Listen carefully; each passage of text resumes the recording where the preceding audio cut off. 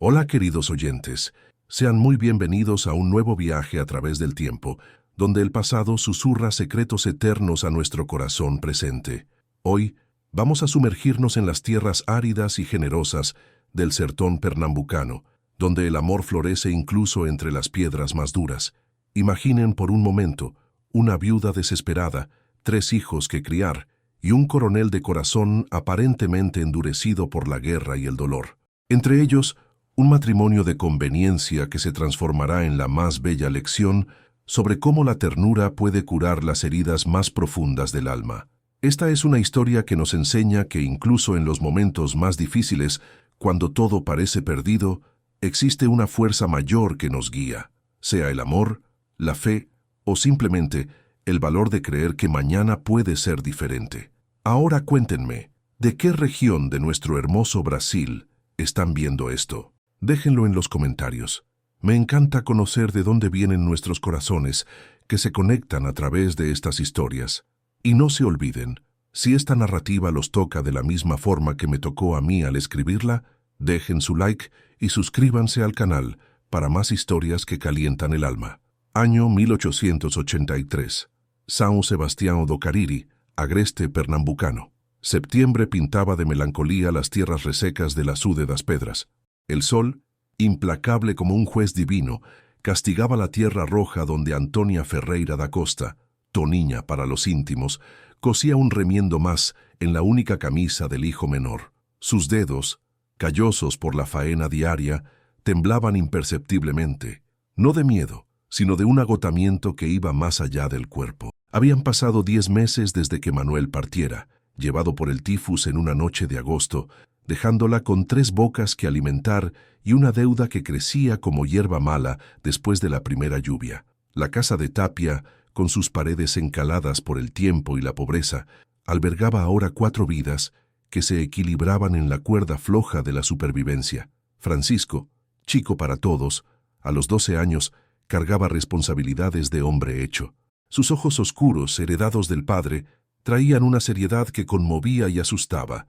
Antonio, el Toniño de 8 años, jugaba en el patio con pedazos de madera, fingiendo que eran caballos. Su imaginación volaba libre, ajena a las preocupaciones que consumían a su madre.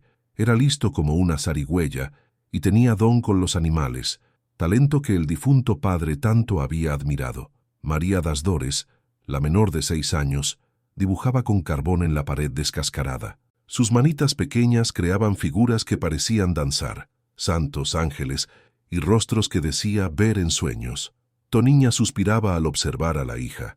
La niña había heredado el don de la bisabuela quilombola, aquella mirada que veía más allá del velo del mundo común. La carta llegó en una tarde de septiembre, traída por el niño del correo que pedaleaba leguas bajo el sol abrasador. El papel amarillento traía el escudo de la hacienda Santo Antonio y palabras que cortaron como hoja afilada. Desalojo en 20 días. Las manos de Toninha temblaron al leer. No conseguía pronunciar las palabras en voz alta delante de los hijos. ¿Cómo explicar a los niños que el mundo de los adultos era tan cruel que arrancaba el único techo que conocían? Chico, percibiendo la aflicción materna, se acercó despacio. Sus ojos encontraron los de la madre, y allí pasó una conversación silenciosa, hecha de esos entendimientos que solo nacen entre personas que comparten la misma sangre y los mismos dolores. «Mamá», su voz salió en un susurro. Toninha dobló la carta y la guardó en el pecho. No había palabras, solo el viento seco que barría el patio, llevándose consigo las hojas muertas y tal vez sus últimas esperanzas. Aquella noche, después de que los niños se durmieran sobre la estera de paja, Toninha se arrodilló ante el crucifijo de madera que colgaba de la pared. Sus lágrimas, tanto tiempo reprimidas, finalmente corrieron libres. «Señor», murmuró, «si hay una salida para esta aflicción, muéstrame el camino». En la oscuridad del cuarto, Dores se movió en la estera y susurró mientras dormía. «Un hombre de corazón lastimado. Las piedras se van a volver jardín». Toninha miró a la hija. Las palabras de la niña siempre cargaban misterios que solo el tiempo revelaba. ¿Sería aquello apenas un sueño de niña o una más de sus visiones? El viento aulló afuera, y Toninha sintió un escalofrío recorrer su espina dorsal. Algo estaba por cambiar. Podía sentirlo en el aire, en aquel olor de tierra seca que antecede a la tormenta. Pero aún no sabía que a pocos kilómetros de allí, un hombre solitario también miraba hacia el mismo cielo estrellado, cargando sus propias tormentas en el pecho. En la casa grande de la hacienda Santo Antonio, Sebastião Tavares de Melo caminaba por los corredores como un fantasma de su propia vida. Las paredes coloniales, testigos silenciosos de generaciones de Tavares, resonaban apenas con el sonido de sus pasos solitarios. A los 39 años, el coronel llevaba en el rostro las marcas de batallas que fueron más allá de la guerra. Veterano del Paraguay, condecorado por bravura, había vuelto a casa esperando encontrar la paz que los campos de batalla le negaron. En cambio, encontró una traición que le costó más que cualquier herida de guerra. Adelaide, su esposa de cabellos dorados como el trigo, estaba en los brazos de Carlos, su propio hermano. La escena, sorprendida en una tarde de diciembre de 1869, aún quemaba su memoria como hierro al rojo vivo.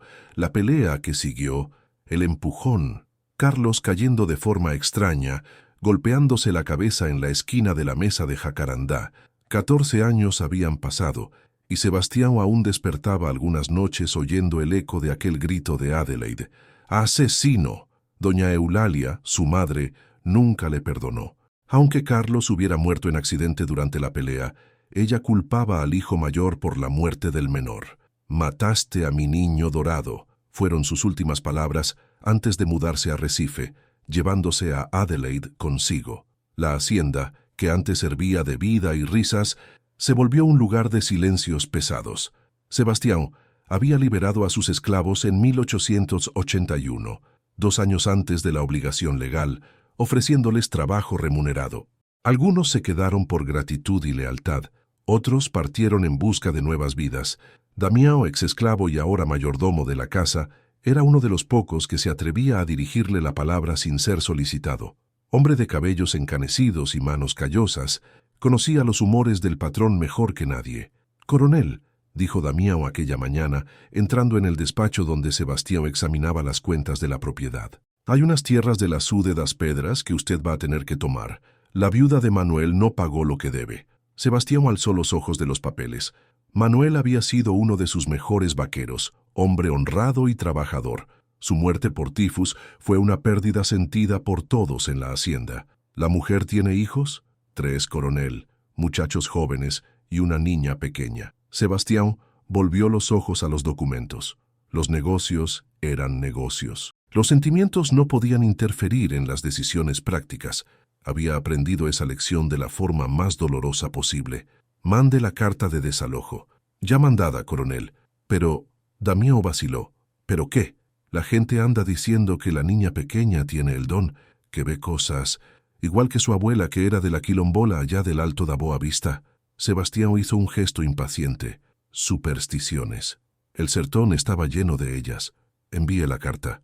20 días es suficiente para que encuentren otro lugar». Damião asintió y salió, pero su expresión mostraba que no estaba de acuerdo con la decisión. Sebastião se dio cuenta, pero fingió no ver. Había construido su nueva vida sobre la frialdad y el distanciamiento. Era más seguro así. Aquella noche, solo en su cuarto de techo alto y ventanas que daban al jardín abandonado, Sebastião miró el retrato de boda que nunca había conseguido quitar de la pared. Adelaide sonreía radiante a su lado, joven y bella, sin saber que algunos años después partiría su corazón en pedazos. El viento balanceaba las cortinas de algodón crudo, trayendo el perfume de las flores de mandacaru que aún insistían en florecer en el jardín sin cuidados. Sebastião cerró los ojos y se permitió, por un momento, recordar cómo era ser feliz. Pero la felicidad, sabía bien, era un lujo que ya no podía permitirse. El corazón de piedra que había construido a lo largo de los años lo protegía del dolor, pero también lo mantenía prisionero de su propia soledad. 20 días. La viuda tenía 20 días. En la oscuridad de su cuarto, Sebastião no sabía que el destino ya tramaba sus cartas y que muy pronto aquellos 20 días cambiarían no solo la vida de una familia desesperada, sino también la suya propia. El 21º día amaneció gris, con nubes que prometían lluvia pero no la entregaban. Sebastião montó su caballo castaño antes de que saliera el sol, decidido a resolver personalmente la cuestión de la casa de la Sude das Pedras. Había algo inquietante en aquella mañana, una sensación extraña que no conseguía nombrar. Tal vez fuera el olor diferente en el aire o la forma como los venteveos cantaban con más insistencia. O tal vez fuera apenas su conciencia, raramente escuchada, tratando de susurrar algo que él prefería no oír. La cabalgata duró 2 horas. El camino serpenteaba entre piedras gigantescas que daban nombre al lugar, monumentos naturales esculpidos por el tiempo y los vientos. A medida que se acercaba a la casa de Tapia, podía oír voces infantiles jugando en el patio. Cuando divisó la propiedad, Sebastião tiró de las riendas. La casa era más humilde de lo que había imaginado. Paredes encaladas y descascaradas, techo de paja parcialmente descubierto, un pozo cuya agua apenas llegaba al fondo. Pero había algo conmovedor en aquella pequeña propiedad, los intentos de belleza en medio de la pobreza. Jarrones improvisados de lata albergaban plantas resistentes. Una cerca de ramas delimitaba un pequeño patio donde algunas gallinas picoteaban. Y en la pared lateral de la casa, dibujos hechos a carbón creaban una galería ingenua. Santos, estrellas, rostros sonrientes. Toniña apareció en la puerta en el momento en que él desmontó. Vestía un vestido simple de algodón, pero se llevaba con una dignidad que sorprendió a Sebastião. No bajó los ojos como esperaba que hiciera. Al contrario, sostuvo su mirada con un valor sereno. «Coronel», dijo ella, inclinando ligeramente la cabeza. «Señora Antonia». Chico emergió de detrás de la casa, cargando un balde de agua. Sus ojos encontraron los de Sebastião con curiosidad, mezclada con recelo. Toniño corrió hacia la madre, agarrándose a su falda. «Supongo que recibió mi correspondencia», dijo Sebastião, manteniendo el tono formal. «La recibí, sí, señor». ¿Y dispuso la desocupación? Toniña respiró profundo. Sus manos encontraron los cabellos de Toniño, en una caricia protectora. «Coronel, nosotros no tenemos a dónde ir. Si me da más tiempo, prometo que las promesas no pagan deudas». La interrumpió, pero su voz salió menos firme de lo que pretendía. Fue entonces que Dores apareció. La niña caminó despacio hacia Sebastião, sus ojos grandes y oscuros, fijos en los de él. Había algo en aquella mirada que lo perturbó, una profundidad imposible para una niña de 6 años. Sin decir palabra, Dores se arrodilló en la tierra roja y comenzó a dibujar con un pedazo de carbón. Sus deditos se movían con precisión, creando formas que gradualmente tomaron sentido. Un hombre montado a caballo, una mujer con 3 niños, una casa y, por encima de todo, una protección que parecía venir del cielo. «Usted tiene alma lastimada», dijo la niña, sin alzar los ojos del dibujo. «Pero los santos pueden curar. Mamá también tiene alma lastimada. Ustedes se pueden ayudar». El silencio que siguió fue ensordecedor. Sebastião sintió como si la niña hubiera visto directamente en su alma, más allá de todas las barreras que había construido. Toniña atrajo a la hija hacia sí, con miedo de que las palabras de la niña trajeran la ira del coronel. Pero Sebastião no demostró ira. Apenas se quedó allí, parado, mirando el dibujo en la tierra. La mano derecha se movió instintivamente hacia el bolsillo donde guardaba las monedas y sacó algunas, ofreciéndolas a Dores. «Para comprar dulces», murmuró. La niña sonrió, la primera sonrisa que él veía en aquel lugar, y aceptó las monedas. «¿Usted vuelve?», le preguntó. Sebastião miró a Toniña, que aguardaba su respuesta con el corazón en suspenso. Había algo en aquellos ojos femeninos que lo desarmaba. No era súplica, era fuerza, la fuerza de quien lucha por los hijos, de quien enfrenta la tormenta con el pecho abierto. «Volveré en una semana», dijo él, sorprendido por sus propias palabras. Montó el caballo sin decir nada más, pero en el último momento se volvió hacia Toniña. «Tengo una propuesta que hacer, piénselo», y partió, dejando atrás 4 corazones que latían acelerados y un dibujo en la tierra que el viento pronto borraría, pero cuya imagen quedaría grabada para siempre en la memoria de todos los que allí estaban. Sebastião cabalgó de vuelta con la sensación extraña de que algo fundamental había cambiado en aquellos pocos minutos. El corazón de piedra que tanto lo protegía tenía una grieta ahora, y por ella entraba una luz que no veía hacía 14 años. Una luz peligrosa, porque hacía que volviera a sentir. Los 7 días siguientes pasaron como un sueño perturbador para ambos. Sebastião se encontraba inquieto, caminando por los corredores vacíos de la casa grande, revisitando cuartos hacía mucho cerrados. Damián lo observaba con curiosidad creciente, notando cambios sutiles en el comportamiento del patrón. Toniña, por su parte, pasó noches enteras en vigilia, arrodillada ante el crucifijo, buscando respuestas en una oración susurrada. Chico percibía la tensión de la madre y asumía aún más responsabilidades, cuidando a los hermanos menores con dedicación conmovedora. Dores continuaba dibujando en la pared, pero ahora sus creaciones incluían una figura recurrente, un hombre alto al lado de una mujer y 3 niños, siempre protegidos por una luz que ella coloreaba con pétalos de flores amarillas. Cuando Sebastián regresó exactamente una semana después, encontró a la familia reunida en el patio. Toniña había peinado sus cabellos con más cuidado y puesto el único vestido bueno que poseía, heredado de los tiempos en que Manuel aún vivía. «Señora Antonia», la saludó desmontando. «Coronel». Sebastián miró a los niños que lo observaban con una mezcla de curiosidad y respeto. Dores sonrió y saludó tímidamente. «Me gustaría conversar con usted, a solas». Toniña indicó a Chico que llevara a los hermanos adentro. El muchacho vaciló, reacio a dejar a la madre sola, pero obedeció después de una mirada firme de ella. Se quedaron allí, bajo la sombra rala de un mandacaru, 2 adultos que cargaban mundos diferentes en los hombros. Sebastián se quitó el sombrero y lo sostuvo entre las manos, gesto que revelaba nerviosismo inusual. «Lo que voy a proponer puede parecerle inusitado», comenzó él. Toniña aguardó en silencio, las manos entrelazadas sobre el delantal.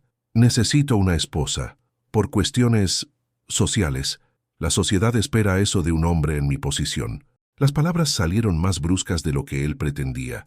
Toniña parpadeó sin comprender a dónde quería llegar. «Usted necesita seguridad para sus hijos. Yo puedo ofrecer eso. ¿Me está proponiendo matrimonio?» Su voz salió en un susurro incrédulo. «Un arreglo. Por 5 años. Usted sería mi esposa apenas en el papel. Tendría su propia ala en la casa. Los muchachos recibirían educación adecuada. Nunca más pasarían necesidad». Sebastián hablaba deprisa ahora, como si quisiera terminar pronto con aquello. «¿Y qué ganaría usted con eso?». Él vaciló. ¿Cómo explicar la soledad que lo consumía? ¿La necesidad de voces humanas resonando por los corredores vacíos? ¿La forma como la sonrisa de Dores había calentado algo helado dentro de él?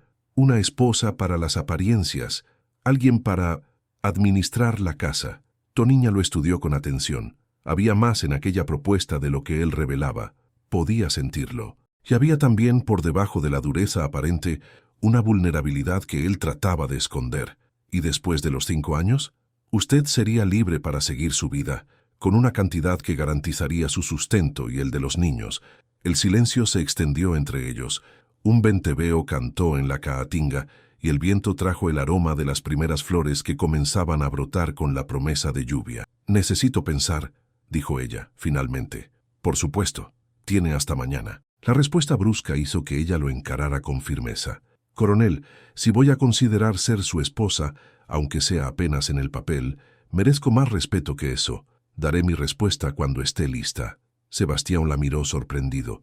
Hacía años que nadie le hablaba de aquella forma, imponiendo condiciones, y descubrió que admiraba aquella valentía. «Una semana entonces», dijo él, una media sonrisa tocando sus labios por primera vez en mucho tiempo. Aquella noche, Toniña buscó al padre Antonio en la iglesia de San Sebastián. El viejo sacerdote la escuchó con paciencia, haciendo preguntas que la ayudaron a ver la situación con más claridad. «Hija mía», dijo él, después de larga reflexión, «a veces Dios nos coloca en caminos que no comprendemos de inmediato. Este hombre perdió su fe en la bondad, y usted perdió su seguridad en el mundo. Tal vez sea la voluntad divina que se ayuden mutuamente. Pero sería un matrimonio de mentira, padre. Sería un matrimonio de conveniencia que puede volverse verdadero si hay buena voluntad de ambas partes. Y sus hijos, ellos merecen una oportunidad de crecer sin hambre y sin miedo».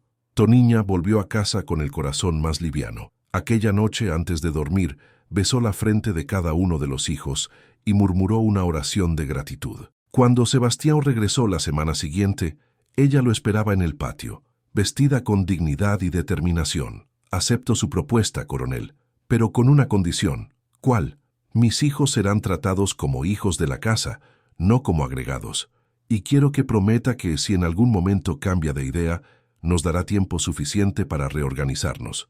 Sebastián extendió la mano derecha. Cuando ella la tocó para sellar el acuerdo, ambos sintieron una corriente eléctrica recorrer sus dedos, un escalofrío que hablaba de posibilidades que ninguno de los dos aún osaba imaginar.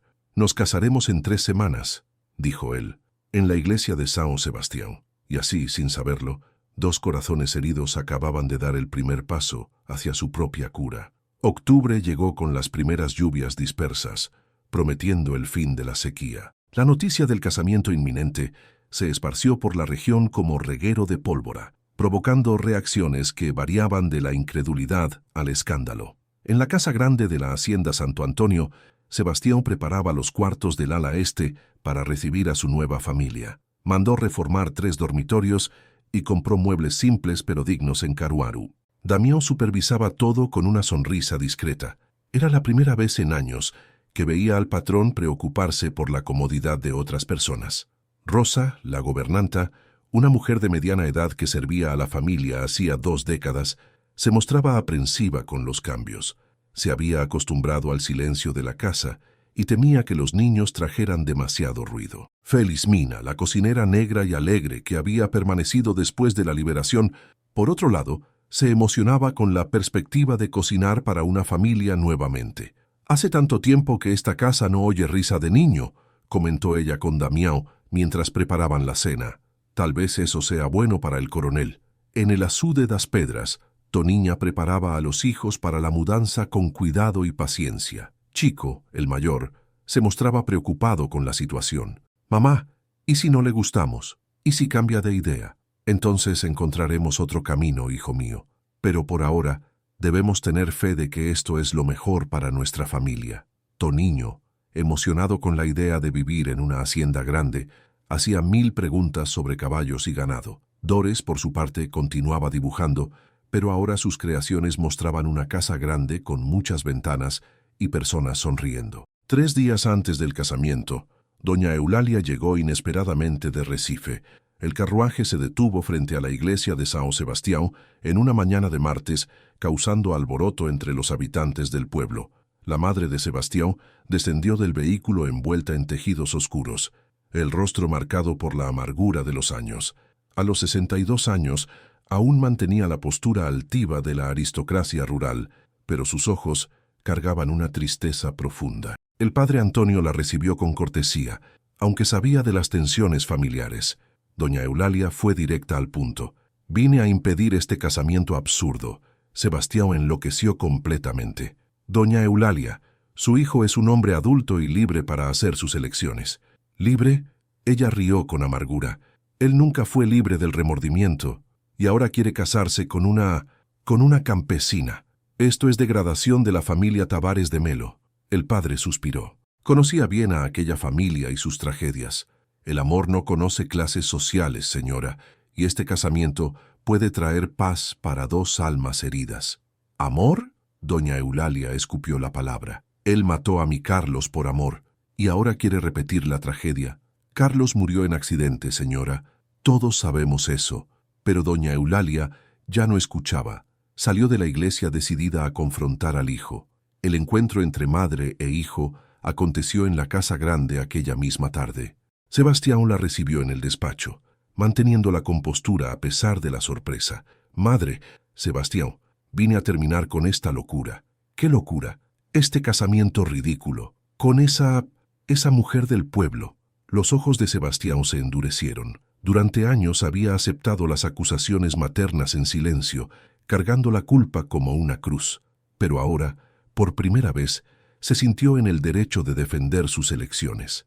«Antonia es una mujer honrada, más honrada que muchas damas de nuestra sociedad. Es una interesada, quiere aprovecharse de ti, y aunque fuera, sería problema mío». Doña Eulalia lo miró con espanto. Nunca lo había visto hablarle de aquella forma. «Sebastián, olvidaste quién eres. Eres un Tavares de Melo. No puedes rebajarte a...». «Basta». Su voz resonó por las paredes. 14 años, madre. 14 años me culpas por la muerte de Carlos. Ya pagué por aquello más de lo que cualquier hombre debería pagar. Mataste a mi niño dorado. Fue un accidente. Y Carlos estaba en los brazos de mi esposa. El silencio que siguió fue cargado de dolor y verdades nunca dichas. Doña Eulalia se agarró a la silla, el rostro palideciendo. «Voy a casarme, madre, con o sin tu bendición. Y por primera vez en años siento que puedo ser feliz nuevamente». Doña Eulalia salió de la casa sin decir más palabra. Pero en la mañana del casamiento, para sorpresa de todos, apareció en la iglesia. Vestida de gris, se sentó en el último banco, el rostro cerrado pero presente. La ceremonia fue simple. Toniña usaba un vestido blanco prestado por la esposa del comerciante del pueblo y llevaba en el cabello algunas flores silvestres que Dores había recogido. Los niños, vestidos con sus mejores ropas, acompañaban todo con ojos desorbitados. Cuando el padre Antonio preguntó si se aceptaban uno al otro como esposo y esposa, las respuestas vinieron firmes, aunque cargadas de nerviosismo. En el momento del puede besar a la novia, Sebastián apenas tocó levemente la mano de Toniña, un gesto respetuoso que ella interpretó como gentileza. Al salir de la iglesia, doña Eulalia se acercó. Por un momento, madre e hijo se miraron. Entonces, sin decir palabra, ella entró en el carruaje y partió de vuelta a Recife. «Que ella volverá», murmuró Sebastián más para sí mismo. «¿Estás seguro?», preguntó Toniña. «Es mi madre. Por debajo de toda esa amargura, aún hay amor». Aquella tarde, la nueva familia siguió hacia la hacienda Santo Antonio. Toniña, sentada en el carruaje al lado del marido, observaba el paisaje que sería su nuevo hogar. Los niños, emocionados, hacían 1000 preguntas. Cuando divisaron la casa grande, con sus ventanas altas y amplias galerías, todos quedaron en silencio. Era un mundo nuevo que se abría ante ellos, lleno de posibilidades e incertidumbres. Sebastián miró de reojo a su nueva esposa y vio en los ojos de ella la misma mezcla de esperanza y miedo que sentía en el propio pecho. El casamiento estaba consumado. Ahora comenzaba la verdadera jornada, aprender a ser una familia. Las primeras semanas en la hacienda Santo Antonio fueron como un delicado baile de aproximaciones y retrocesos. La casa grande, que por años conoció apenas los ecos de la soledad, comenzó a despertar con sonidos nuevos, pasos ligeros en los corredores, risas ahogadas, conversaciones susurradas. Toniña se instaló en el ala este con naturalidad que impresionó hasta a Rosa, la gobernanta inicialmente reticente. No trató de imponer cambios bruscos, sino que gradualmente trajo pequeños toques femeninos, flores silvestres en jarrones improvisados, el olor de ropa recién lavada, el cuidado con detalles que solo una ama de casa experimentada poseía. Los cuartos de los niños se transformaron rápidamente en pequeños universos personales. Chico organizó sus pocos libros en un pequeño estante que Sebastián había mandado hacer, creando un rinconcito de estudios donde pasaba horas absorto en lecciones con el profesor particular contratado, un joven seminarista de Caruaru que venía 3 veces por semana. Toniño descubrió en las caballerizas un paraíso personal. Juan Batista, el vaquero más antiguo de la hacienda, tomó al muchacho bajo su protección, enseñándole los secretos del trato con los animales. Era conmovedor ver la pasión con que el chico aprendía a cepillar los caballos, ordeñar las vacas e incluso enlazar terneros con una cuerda pequeña hecha especialmente para él. Dores encontró en las paredes blancas de la casa una tela infinita para su arte. Sebastián, inicialmente aprensivo con los dibujos a carbón esparciéndose por los corredores, pronto descubrió que había belleza en aquellas creaciones ingenuas. La niña dibujaba santos y ángeles, pero también escenas del cotidiano de la hacienda, personas trabajando, animales pastando, siempre con un sol radiante iluminando todo. La convivencia entre Sebastián y Toniña se desarrolló en una cortesía cuidadosa. Compartían las comidas en el comedor, conversando sobre asuntos prácticos, las necesidades de los niños, cuestiones de la hacienda, pequeños eventos del vecindario. Él se mostraba generoso con los gastos familiares y ella demostraba gratitud sin servilismo. Había, sin embargo, momentos de tensión inevitables. El primero ocurrió en una tarde de noviembre, cuando Toniño, jugando en las caballerizas, dejó escapar la yegua favorita de Sebastián. El animal corrió por los campos, tardando horas en ser recapturado. Sebastián encontró al muchacho escondido detrás de la casa, claramente aterrorizado. La rabia inicial del coronel se transformó en algo más severo cuando percibió el miedo en los ojos del niño. «Ven acá», dijo, la voz cargada de autoridad militar. Toniño se acercó temblando. Sebastián alzó la mano, pero antes de que pudiera hacer cualquier cosa, Toniña apareció. «Sebastián», dijo ella, y fue la primera vez que lo llamó por el nombre. El muchacho ya aprendió la lección. Los ojos de él encontraron los de ella. Había firmeza allí, pero no desafío. Era la firmeza de una madre protegiendo a su cachorro. Él necesita aprender responsabilidad, y va a aprender, pero no con miedo. Se miraron por un momento eterno. Sebastián sintió algo desplazándose dentro de él, como si una pared muy antigua comenzara a agrietarse. Lentamente bajó la mano. «Juan Batista te va a enseñar a hacer nudo en el cabestro», le dijo a Toniño. «Hasta que aprendas bien, no te acerques a los caballos sin supervisión». El muchacho asintió vigorosamente, aliviado. Toniña dirigió una mirada agradecida al marido, que él fingió no percibir. Aquella noche, Sebastián tocó levemente a la puerta del cuarto de ella. Toniña atendió envuelta en una bata simple, los cabellos sueltos por primera vez desde que él la conociera. «Quería disculparme», dijo él, manteniendo los ojos en el rostro de ella. «Perdí la paciencia con el muchacho. Él lo respeta, y miedo no es respeto. ¿Cómo consigues ser tan sabia con ellos?» Toniña sonrió, una sonrisa triste pero dulce. «Perdí un marido. No puedo perder a los hijos por el miedo o por la dureza del mundo». Sebastián asintió.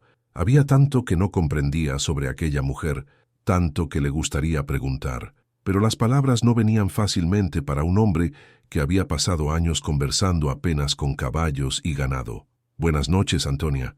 «Buenas noches, Sebastián». Diciembre trajo las lluvias verdaderas, transformando el paisaje seco en explosión de verde. La casa parecía más viva también, como si la presencia de la nueva familia hubiera despertado algo dormido en sus paredes centenarias.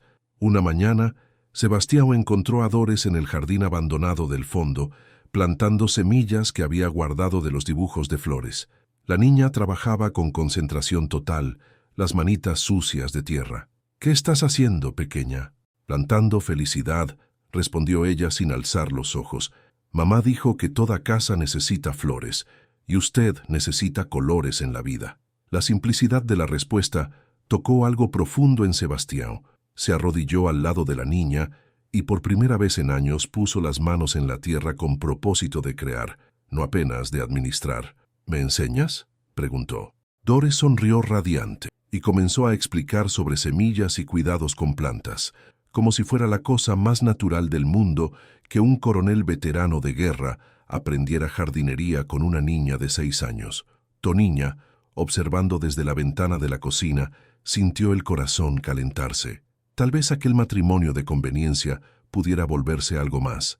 Tal vez la cura que Dores vislumbrara pudiera realmente suceder. Las piedras del corazón de Sebastián comenzaban, muy lentamente, a transformarse en jardín. Febrero de 1884 llegó con un calor sofocante que parecía succionar la vida de la tierra. El aire parado cargaba moscas y el presagio de enfermedades que siempre acompañaban las épocas de mayor calor en el sertón. Dores fue la primera en sentirse mal.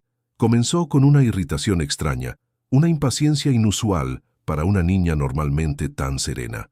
Después vinieron los escalofríos, incluso bajo el sol abrasador, y por fin la fiebre que hizo que sus ojitos brillaran con un fulgor peligroso. Toniña reconoció los síntomas inmediatamente. Había visto la misma fiebre llevarse a Manuel apenas 2 años antes. El pánico se apoderó de ella con una fuerza que la dejó temblorosa, pero trató de disimular para no alarmar a los otros hijos. «Es solo un resfriado», mintió a Chico, que la observaba con preocupación. «Va a pasar». Pero Sebastián notó la tensión en los hombros de su esposa, la forma como presionaba demasiado un paño húmedo sobre la frente de la hija, los suspiros que ella juzgaba discretos. «¿Cuál es el médico más cercano?», preguntó él en la primera noche de fiebre. «Doctor Enrique, en Caruaru». «Pero, es muy lejos. Y de noche, los caminos son peligrosos». Sebastián miró a Dores, que deliraba bajito en la cama improvisada en la sala. La niña llamaba por santos y ángeles, sus manitas moviéndose en el aire como si dibujara cosas invisibles. «Voy a buscarlo». «Sebastián, no, es peligroso cabalgar de noche, y es mi hija también ahora». Las palabras salieron simples, directas, pero cargaron un peso que hizo callar a Toniña. Era la primera vez que él se refería a cualquiera de los niños como hija. Sebastián partió cuando las estrellas comenzaron a aparecer, llevando apenas una linterna y su determinación. La cabalgata hasta Caruaru era de 4 horas en condiciones normales, pero de noche, por los caminos pedregosos e inciertos, podría ser mucho más. Dejó atrás a una Toniña que alternaba entre cuidar a la hija y preocuparse por el marido. Por primera vez desde que se casaron, ella se dio cuenta de que se importaba genuinamente por el bienestar de él. La noche fue larga y angustiante. Dores quemaba en fiebre, hablando cosas desconexas sobre un hombre triste, que necesitaba aprender a sonreír nuevamente. Chico y Toniño se turnaban trayendo agua fresca del pozo, mientras Toniña no se apartaba de la cabecera de la hija. Felizmina preparó tés de hierbas que su abuela le había enseñado, y Damián se quedó de vigilia en la galería, aguardando el regreso del patrón. Toda la casa grande parecía suspendida en una oración silenciosa. «Mi Virgen Santísima», susurraba Toniña, las manos entrelazadas sobre el rosario. «No te lleves a mi niña. Ella tiene tanto para vivir aún». Alrededor de las 3 de la madrugada, Dores comenzó a convulsionar. Toniña la sostuvo en los brazos, sintiendo el cuerpecito pequeño temblar contra su pecho.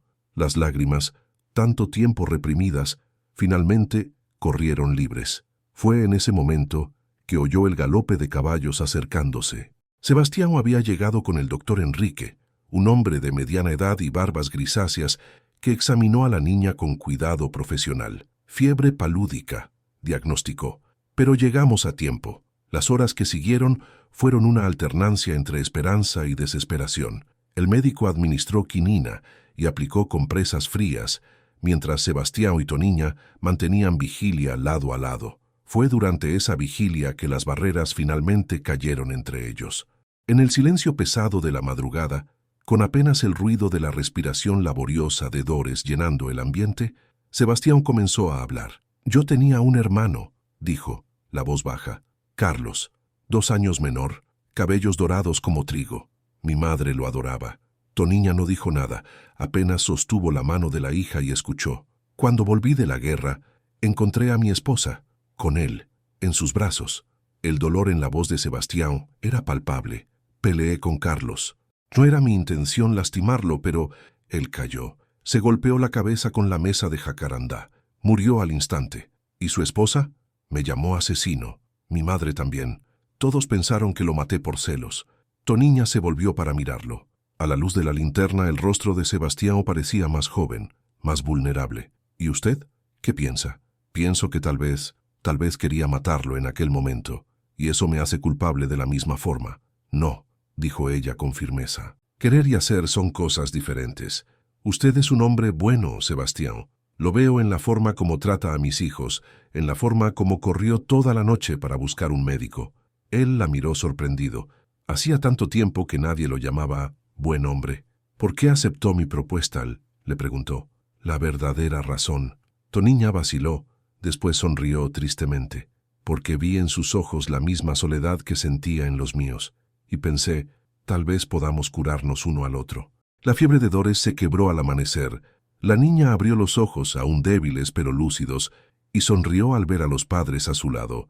«Papá», dijo ella, extendiendo la manita hacia Sebastián. Fue la primera vez que ella lo llamó así, y fue la primera vez en 14 años que Sebastián lloró. Aquella mañana, el doctor Enrique declaró a la niña fuera de peligro y partió con la promesa de regresar en una semana para un nuevo examen. Sebastián lo acompañó hasta el portón. «Coronel», dijo el médico antes de partir, «su hija es una niña especial. Habló mucho durante el delirio». «¿Qué dijo?» «Que usted había encontrado su familia verdadera y que ahora podía parar de cargar tristezas que no eran suyas». Sebastián volvió a casa con el corazón más liviano. Encontró a Toniña en la cocina preparando una sopa para Dores. Se acercó despacio y por primera vez desde que se casaron, tocó delicadamente el hombro de ella. «Gracias», dijo él. «¿Por qué?» «Por ayudarme a encontrar mi camino de vuelta a casa». Toniña se volvió y vio en los ojos de él algo que no estaba allí antes: paz, y tal vez, apenas tal vez, el inicio de algo que podría llamarse amor.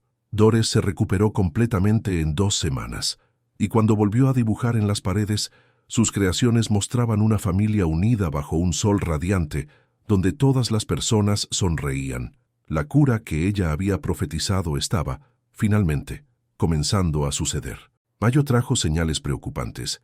Las lluvias que habían prometido abundancia pararon abruptamente, dejando la tierra sedienta nuevamente. Los embalses comenzaron a bajar, y los más viejos de la región susurraban sobre los presagios de una nueva sequía. Pero había peligros más inmediatos rondando. Llegaban noticias de bandoleros atacando haciendas aisladas, exigiendo tributos de los propietarios rurales. La banda de Antonio Silvino, famosa en todo el nordeste, se estaba acercando a la región. Sebastián reunió a los hombres de la hacienda en una mañana de cielo plomizo. João Batista, el vaquero más antiguo, Damião y 8 trabajadores más formaron un círculo en el patio, sus rostros graves reflejando la seriedad de la situación. «Los cangaceiros están a 2 días de distancia», informó Sebastián. «Atacaron la hacienda Esperanza ayer. Se llevaron dinero, ganado e hirieron a 3 hombres».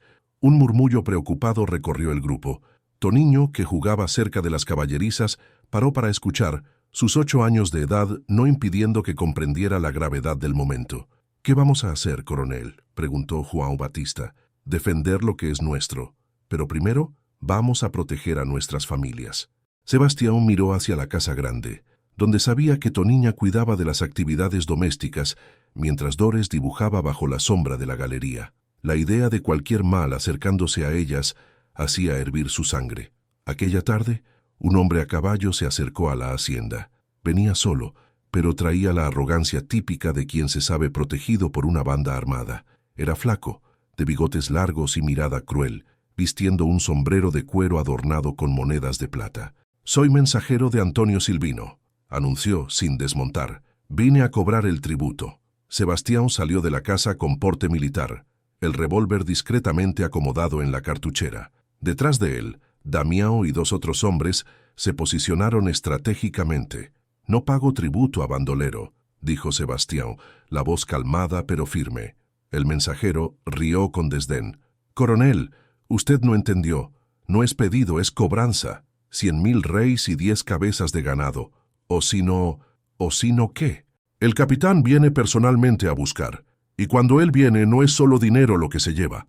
El hombre dirigió una mirada lasciva hacia la casa, donde podía divisar a Toniña en la galería. Sebastián dio un paso adelante, la mano instintivamente moviéndose hacia el arma. «Retírese de mis tierras. Ahora. Tiene 3 días, coronel. 3 días». El mensajero partió, pero su amenaza quedó flotando en el aire como una nube tempestuosa. Sebastián sabía que no podía enfrentar solo a una banda entera de cangaceiros, pero tampoco estaba dispuesto a inclinarse ante aquella extorsión. Aquella noche, durante la cena, la tensión era palpable. Chico, ahora con 12 años y percibiendo todo con madurez precoz, hizo la pregunta que todos evitaban. «¿Va a haber pelea, coronel?» Sebastián miró al muchacho, después a Toniña, que aguardaba su respuesta con ansiedad mal disimulada. «Tal vez, hijo, pero haremos lo que sea necesario para proteger a nuestra familia». Fue la segunda vez que él se refería a los niños como hijos, y nuevamente la palabra salió naturalmente, sin esfuerzo. Dores, que jugaba silenciosamente con pequeñas muñecas de trapo, alzó los ojos y dijo: «Los hombres malos se van a ir cuando vean que aquí vive el amor». Los adultos se miraron entre sí. Las visiones de la niña siempre traían esperanza, pero esta vez todos esperaban que ella estuviera en lo cierto. En el segundo día, Sebastián cabalgó hasta las haciendas vecinas. Coronel Macedo, de la Boa Esperanza, y Mayor Tertuliano, del Cerrote, eran viejos conocidos suyos desde los tiempos de la Guerra del Paraguay. Juntos, los 3 propietarios podrían reunir fuerza suficiente para enfrentar a los bandoleros. «Llegó la hora de mostrar a esos criminales que no somos corderos», dijo Coronel Macedo, un hombre corpulento de barbas blancas. «Estoy de acuerdo», apoyó Mayor Tertuliano. «Pero tenemos que pensar en nuestras familias también». Quedó decidido que concentrarían a las mujeres y niños en la hacienda de Sebastián, que tenía la casa más fortificada, mientras los hombres se esparcirían en posiciones estratégicas para emboscar a los cangaceiros. En la víspera del enfrentamiento, Toniña encontró a Sebastián verificando las armas en el despacho. Ella tocó levemente la puerta antes de entrar. «¿Puedo hablar contigo?» Él alzó los ojos de los cartuchos que contaba. «Por supuesto». Tengo miedo, dijo ella simplemente. Era la primera vez que Toniña admitía debilidad desde que se conocieron. Sebastián dejó las armas sobre la mesa y se acercó a ella. Yo también, confesó. ¿De morir? De perderlos a ustedes. La honestidad cruda de la respuesta hizo que ella lo mirara con sorpresa. Había tanto que había cambiado entre ellos desde la noche de la fiebre de Dores. La proximidad, los cuidados mutuos, la forma como él se había vuelto verdaderamente un padre para sus niños. Sebastián oyó, antes de que pudiera terminar la frase, oyeron gritos viniendo del patio. Corrieron a la ventana y vieron a uno de los vaqueros llegando al galope. «Coronel, están viniendo, toda la banda». El enfrentamiento había comenzado antes de lo esperado. Sebastián tomó el rifle y se volvió hacia Toniña. «Lleva a los niños al cuarto del fondo. No salgan de allí hasta que yo vuelva. Y si no vuelves». Él vaciló por un momento. Después se acercó y tocó delicadamente el rostro de ella. «Voy a volver, lo prometo». Los tiros comenzaron a resonar en el valle cuando el sol se ocultaba detrás de las montañas. Toniña reunió a los 3 niños en el cuarto más seguro de la casa, mientras Rosa y Felizmina rezaban en voz baja en la cocina. Dores se acurrucó en el regazo de la madre y susurró: «Papá va a estar bien. Los ángeles lo están protegiendo». Toniña esperaba con toda la fuerza de su corazón que la hija estuviera en lo cierto una vez más. Allá afuera, entre los tiros y los gritos, Sebastián descubría que tenía mucho más que perder ahora que cuando era apenas un hombre solitario. Y eso lo hacía un adversario aún más peligroso. El enfrentamiento con los cangaceiros duró hasta el amanecer. Cuando el sol finalmente rayó sobre la hacienda, los bandoleros habían partido, llevándose apenas algunas cabezas de ganado que consiguieron robar de los pastos más distantes. La estrategia de los hacendados unidos había funcionado. Antonio Silvino perdió 3 hombres y decidió que la región ofrecía más resistencia de lo que valía la pena. Sebastián regresó a la casa grande con una herida superficial en el brazo izquierdo, pero vivo y victorioso. Toniña corrió a examinarlo, sus manos temblorosas limpiando la sangre mientras susurraba oraciones de gratitud. «Prometiste que volverías», dijo ella, los ojos brillando con lágrimas no derramadas. «Y volví», él respondió, cubriendo las manos de ella con la suya buena. «Siempre voy a volver para ti, para ustedes». Dores apareció en la puerta del cuarto, cargando un dibujo nuevo, un hombre montado a caballo, rodeado por una luz dorada, mientras figuras oscuras huían hacia lejos. «Yo sabía», dijo ella sonriendo, «los ángeles me contaron que papá iba a ganar». Las semanas que siguieron trajeron una sensación de seguridad renovada. La noticia de la derrota de los cangaceiros se esparció por la región y la hacienda Santo Antonio ganó respeto aún mayor entre las propiedades vecinas. Sebastián fue buscado por otros hacendados que querían formar una milicia permanente contra los bandoleros. Pero fue la llegada de junio lo que trajo el verdadero cambio para la familia. Las tradicionales fiestas juninas se estaban acercando y Toniña sugirió tímidamente que tal vez pudieran organizar algo en la hacienda. «Hace tanto tiempo que no tenemos una fiesta aquí», comentó Felizmina emocionada con la idea. «Desde antes de que el señor se casara por primera vez». Sebastián vaciló. Fiestas significaban personas, música, alegría, cosas que había desterrado de su vida hacía 14 años. Pero al ver el brillo en los ojos de Toniña y de los niños, se sintió incapaz de negar. «Hagan como quieran», dijo, fingiendo indiferencia, pero sin exageraciones.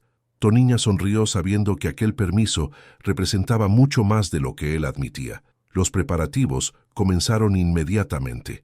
Chico ayudó a organizar la hoguera en el patio central. Toniño colaboró decorando el área con banderitas coloridas hechas por Dores, y hasta los trabajadores de la hacienda se involucraron, contribuyendo con acordeón, zabumba y triángulo. El día 23 de junio, víspera de San Juan, la hacienda estaba irreconocible. Luces de linternas creaban una atmósfera mágica. El aroma de maíz asado y rapadura se esparcía por el aire, y las personas comenzaron a llegar de las propiedades vecinas. Toniña apareció vistiendo un vestido de chita florado que había comprado especialmente para la ocasión. Estaba más hermosa de lo que Sebastián jamás la había visto, los cabellos sueltos cayendo sobre los hombros y una sonrisa radiante iluminando su rostro. Él comenzó, después paró sin gracia. «¿Qué? Hermosa», terminó, sonrojándose levemente. Era la primera vez que él le dirigía un elogio personal, y Toniña sintió el corazón acelerar. La fiesta comenzó al anochecer.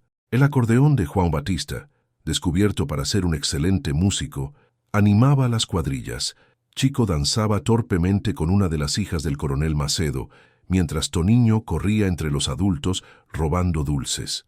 Dores, vestida como una pequeña novia de la cuadrilla, fue escogida para ser la reina de la fiesta.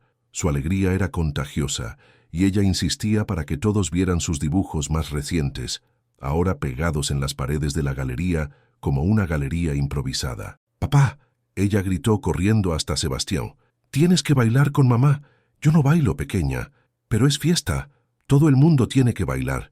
Toniña se acercó, extendiendo la mano con una sonrisa alentadora. «Vamos, es solo un baile».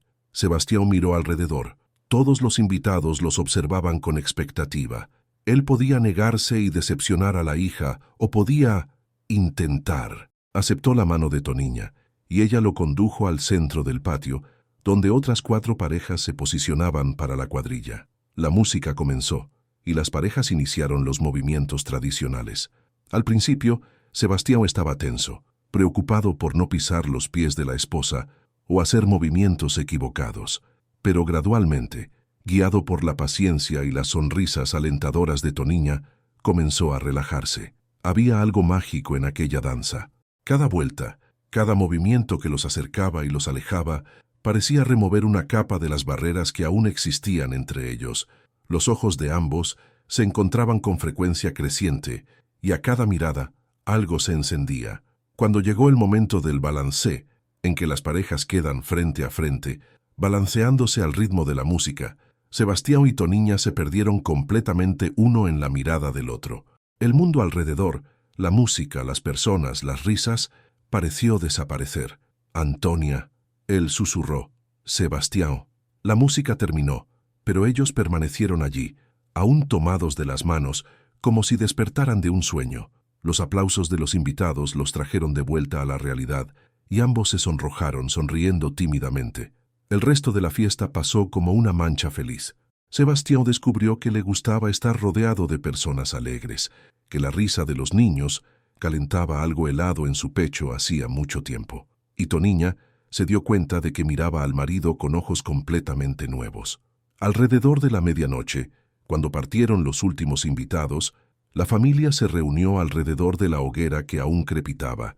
Los niños, exhaustos pero felices, dormitaban en el regazo de los padres. «Fue una fiesta hermosa», dijo Toniña, la voz baja para no despertar a Dores, que dormía en sus brazos. «Lo fue», concordó Sebastián, Toniño dormido contra su hombro. «Gracias por permitir esto. Gracias a ti por recordarme cómo es ser feliz». Chico, el único aún despierto, observó a los padres con una sonrisa madura. Por primera vez desde la muerte del padre biológico, sentía que pertenecía verdaderamente a una familia completa. Cuando finalmente subieron a sus cuartos, Sebastián acompañó a Toniña hasta la puerta de ella. Se quedaron allí, en el corredor iluminado apenas por la luz de la luna que entraba por las ventanas altas. «Antonia», él comenzó, después vaciló. «¿Sí? Este matrimonio ya no es solo de conveniencia para mí». El corazón de ella se detuvo por un momento. «Para mí tampoco», confesó. Se acercaron lentamente, como 2 personas aprendiendo a bailar una música nueva. Cuando sus labios finalmente se tocaron, fue como si todas las piezas de un rompecabezas complejo encontraran sus lugares. El beso fue suave, lleno de promesas y nuevos comienzos. Cuando se separaron, ambos sabían que algo fundamental había cambiado entre ellos. «Buenas noches, mi esposa», dijo él, tocando delicadamente el rostro de ella. «Buenas noches, mi marido», respondió ella sonriendo. Aquella noche, por primera vez desde que se casaron, ninguno de los dos se sintió solitario. El amor había llegado despacio, crecido en la convivencia y los cuidados mutuos, y finalmente florecido en una fiesta de San Juan que ambos recordarían para siempre. En la pared del cuarto de Dores, un dibujo nuevo aparecería la mañana siguiente. Un hombre y una mujer bailando bajo las estrellas, con pequeños corazones flotando alrededor de ellos. La niña vidente tenía razón una vez más. Las piedras se habían vuelto jardín.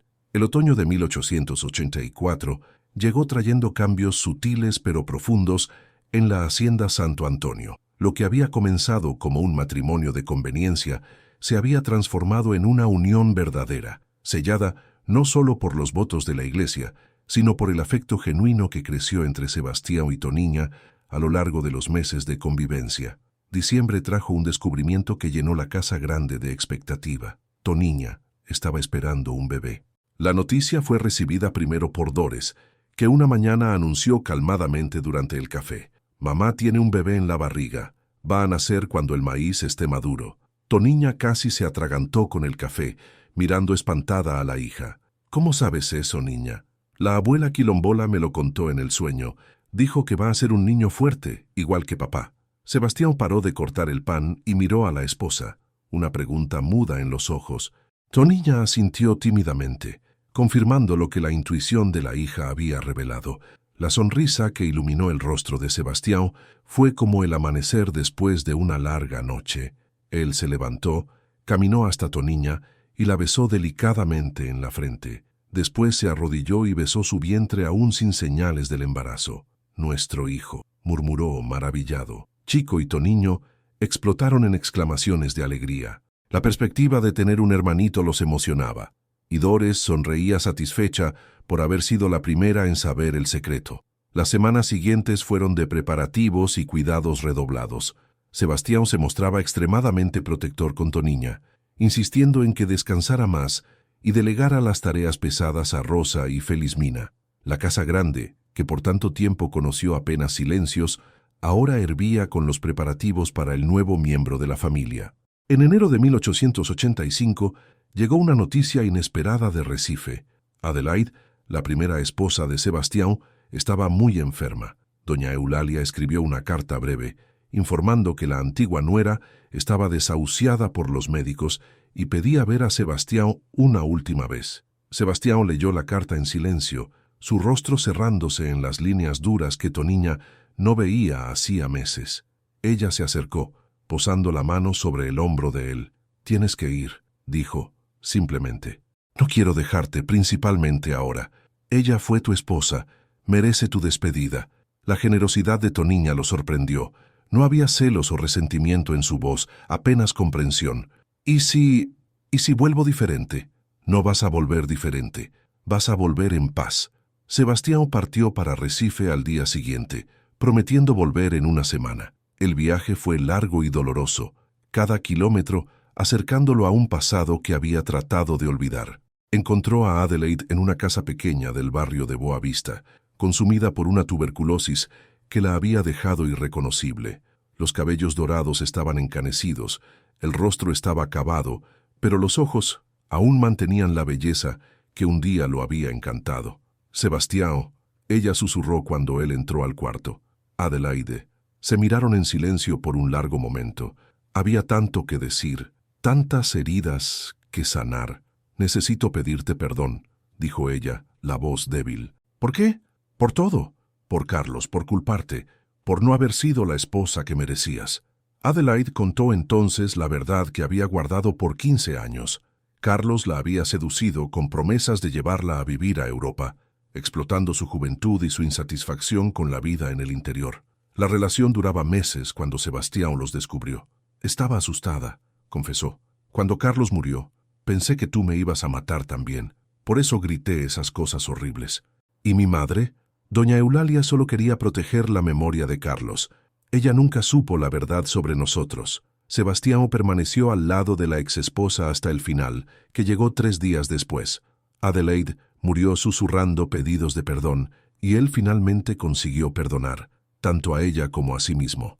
El funeral fue pequeño, apenas algunos amigos y doña Eulalia. Después de la ceremonia, madre e hijo finalmente conversaron. La verdad sobre Carlos y Adelaide, revelada por Sebastião, rompió el último muro de resentimiento entre ellos. «Hijo mío», dijo doña Eulalia, llorando por primera vez desde la muerte de Carlos, «¿cómo consigues perdonarme? Porque aprendí que guardar rencor solo envenenó mi corazón, y ahora tengo una familia para amar. Tu nueva esposa es buena para ti, es la mejor mujer que he conocido, y está esperando tu nieto». Doña Eulalia sonrió a través de las lágrimas. 15 años de separación llegaban a su fin. Cuando Sebastián regresó a la hacienda, encontró a Toniña en la galería, la barriga ya comenzando a mostrar señales del embarazo. Ella corrió a sus brazos, y él la besó con una pasión que venía de la certeza de haber encontrado su verdadero hogar. «¿Cómo fue?», preguntó ella. «Fue liberador», respondió él. «Adelaide murió en paz, y mi madre quiere conocerte a ti y al bebé. ¿Y cómo te sientes?». «Siento que finalmente puedo ser completamente feliz sin culpa». Aquella noche, Doris tuvo otro de sus sueños proféticos. Despertó por la mañana con una sonrisa radiante y anunció: «El bebé va a nacer el día de Santa Ana, y la abuela Eulalia va a estar aquí para conocerlo». Una vez más, la niña vidente estaba en lo cierto. Doña Eulalia llegó en junio, trayendo ajuares bordados a mano y un corazón finalmente curado. El reencuentro entre suegra y nuera fue conmovedor. Dos mujeres que habían amado al mismo hombre, cada una a su manera, unidas ahora por el deseo de verlo feliz. El bebé nació en una mañana del 26 de julio, día de Santa Ana, exactamente como Doris había previsto. Juan Batista Tavares de Melo vino al mundo gritando con fuerza, anunciando su llegada a toda la hacienda. Sebastián sostuvo al hijo en los brazos y lloró abiertamente, no de tristeza, sino de una alegría tan intensa que no cabría en el pecho si no se transformara en lágrimas. «Nuestro hijo», susurró para Toniña, que sonreía exhausta pero radiante. «Nuestra familia», corrigió ella. Fuera del cuarto, Chico, Toniño y Doris esperaban ansiosos para conocer al hermanito. Doña Eulalia ayudó en el parto y ahora mecía al nieto con el cariño que había guardado por tantos años. La hacienda Santo Antonio hervía de alegría. El nacimiento de Juan Batista simbolizaba no solo la continuación de la familia Tavares de Melo, sino la cura completa de todas las heridas que habían marcado aquella casa. Aquella noche, Sebastián miró por la ventana del cuarto y vio a la familia completa reunida en la galería.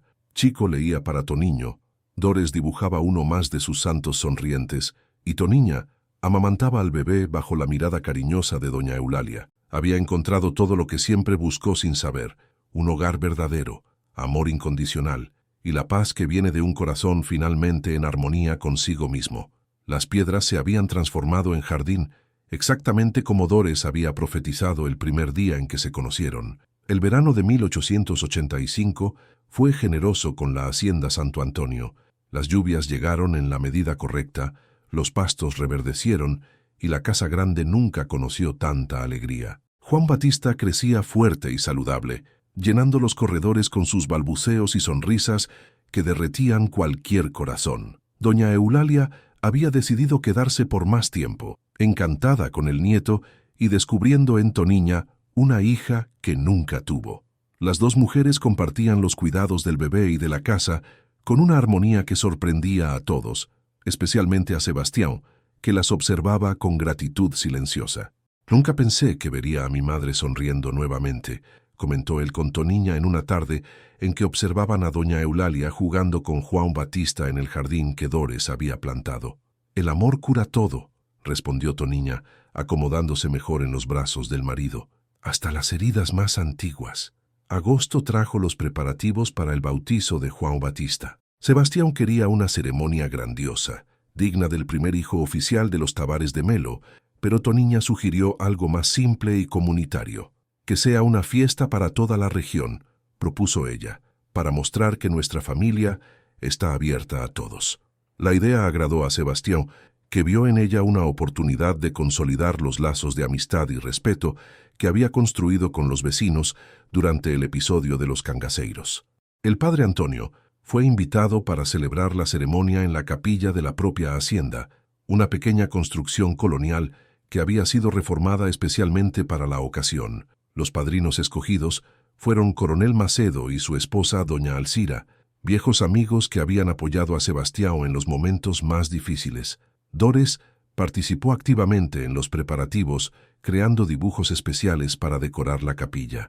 Sus obras de arte, ahora reconocidas por todo el vecindario como teniendo un toque especial, transformaron el espacio sagrado en una galería colorida de santos y ángeles. «Esta niña tiene un don verdadero», comentó el padre Antonio al admirar los dibujos. «No es solo arte, es oración hecha con las manos». Chico, ahora con 13 años, ayudó organizando la recepción que acontecería después de la ceremonia. Se había vuelto un joven responsable y estudioso, respetado por los trabajadores de la hacienda y admirado por los hijos de los vecinos. Toniño, siempre listo con los animales, quedó encargado de preparar las monturas para los invitados. En el día del bautizo, 15 de agosto, fiesta de Nuestra Señora de la Asunción, la hacienda amaneció adornada como un escenario de cuentos de hadas. Banderitas coloridas ondulaban en la brisa matinal, flores silvestres decoraban todas las mesas, y el aroma de comidas típicas se esparcía por el aire.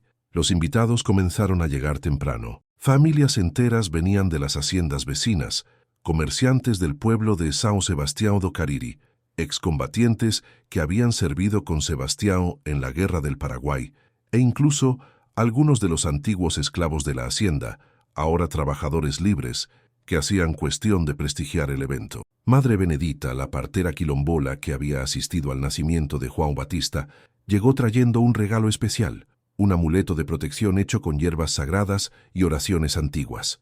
«Para que este niño crezca fuerte y protegido por los orixás y los santos», dijo ella colocando el amuleto en el cuello del bebé. Toniña aceptó el regalo con gratitud, reconociendo en la tradición africana una sabiduría que complementaba su fe católica. La ceremonia en la capilla fue emocionante. João Batista, vestido con un bautismal de lino bordado por doña Eulalia, se comportó como un angelito durante toda la liturgia. Cuando el padre Antonio derramó el agua bendita sobre su cabecita, el bebé sonrió como si comprendiera la solemnidad del momento. «João Batista Tavares de Melo», pronunció el padre, «te bautizo en nombre del Padre, del Hijo y del Espíritu Santo». Los padrinos hablaron con emoción sobre sus responsabilidades en la educación cristiana del niño, y Sebastião sintió los ojos humedecerse al ver a su hijo siendo acogido oficialmente por la comunidad de fe. Después de la ceremonia, la fiesta tomó cuenta del patio de la hacienda. Había música, danza, comida abundante y mucha alegría. Sebastião circulaba entre los invitados, recibiendo felicitaciones y abrazos, su transformación notada por todos los que lo conocían antes del matrimonio. «Coronel», dijo Mayor Tertuliano, «usted es un hombre completamente diferente. El matrimonio le hizo muy bien. La familia me hizo bien», corrigió Sebastião mirando a Toniña que conversaba animadamente con las otras señoras. «Aprendí que la felicidad no es un lujo, es una necesidad». Dores, como siempre, fue la estrella de la fiesta. Sus dibujos atraían la admiración de todos y ella distribuía pequeñas creaciones como recuerdos del bautizo. Una de las señoras presentes sugirió que la niña debería aprender pintura formal, idea que Sebastião aceptó inmediatamente. Toniño impresionaba a los adultos con su conocimiento sobre caballos y ganado, demostrando técnicas que había aprendido con João Batista, el vaquero. Ya hablaban de él como el futuro administrador de la hacienda. Chico conversaba con los muchachos mayores sobre sus estudios y sobre la posibilidad de continuar la educación en Recife. Sebastião y Toniña habían decidido que él tendría todas las oportunidades que el dinero pudiera comprar. Cuando anocheció y los fuegos artificiales iluminaron el cielo estrellado, Sebastião pidió silencio para hacer un brindis. «Amigos», dijo él alzando una copa de vino, «hoy celebramos no solo el bautizo de mi hijo João Batista, sino también el renacimiento de nuestra familia. Hace 2 años yo era un hombre perdido, prisionero de rencores y soledad». Él miró a Toniña, que sostenía al bebé en el regazo.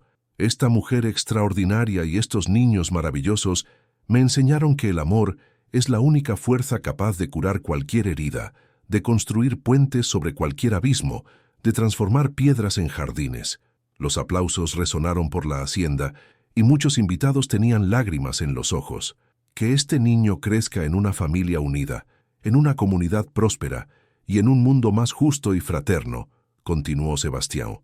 «Y que todos nosotros recordemos siempre que, no importa cuán oscura sea la noche, el amanecer siempre llega para quien tiene fe». El brindis fue acompañado de gritos de alegría y palmas.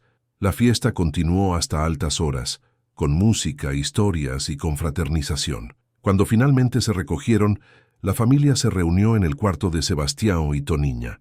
João Batista dormía plácidamente en la cuna al lado de la cama. Dores se acurrucó entre los padres y los 2 muchachos mayores se apretaron en la cama grande.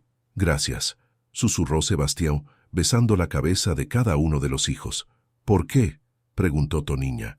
Por enseñarme lo que es una familia verdadera. Doña Eulalia apareció en la puerta, sonriendo al ver la escena. ¿Puedo unirme a ustedes?, preguntó tímidamente. Por supuesto, abuela, dijo Dores haciendo espacio para ella. Y así 5 corazones que se habían encontrado por el destino, más una abuela que había redescubierto el amor, durmieron abrazados en una noche que quedaría grabada para siempre en sus memorias como el momento en que supieron sin sombra de dudas que habían encontrado el paraíso en la tierra. Juan Batista despertó una vez durante la madrugada, pero fue mecido de vuelta al sueño por la canción suave de su madre, protegido por el amor de una familia que había nacido de la unión improbable entre un corazón de piedra y un alma de oro. El bautizo había sellado no solo la entrada del niño en la fe cristiana, sino también la certeza de que aquella familia estaba destinada a escribir una historia de amor que atravesaría generaciones. El año 1886 trajo prosperidad y crecimiento para la hacienda Santo Antonio. Juan Batista, ahora con 1 año de edad, gateaba por los corredores de la casa grande, trayendo risas y alboroto a cada descubrimiento. Sus primeros pasos vacilantes fueron celebrados como una victoria de toda la familia. Chico, a los 14 años, se había vuelto un joven de presencia notable. Sebastián decidió enviarlo a estudiar al colegio de los jesuitas en Recife, una oportunidad que el muchacho abrazó con entusiasmo y seriedad. Sus cartas semanales eran aguardadas con ansiedad por todos en la hacienda.